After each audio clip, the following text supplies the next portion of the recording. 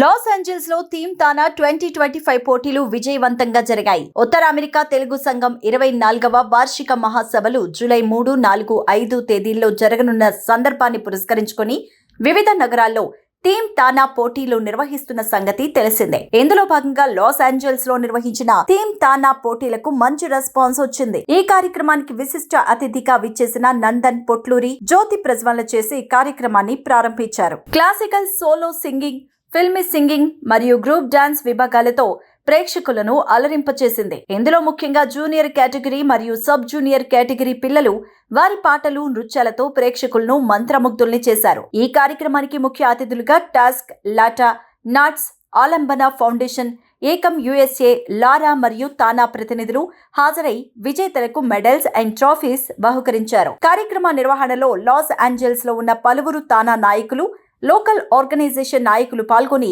విజయవంతం చేశారు. పూర్వపు తానా రీజనల్ ప్రతినిధి సురేష్ కందేపు మాట్లాడుతూ తానా టీమ్ స్క్వేర్ గురించి వివరించారు. ప్రస్తుత తానా రీజనల్ ప్రతినిధి హేమకుమార్ గొట్టి మాట్లాడుతూ ఈ కార్యక్రమం విజయవంతం కావడానికి సహాయ సహకారాలు అందించిన ప్రతి ఒక్కరికి ధన్యవాదాలు తెలిపారు.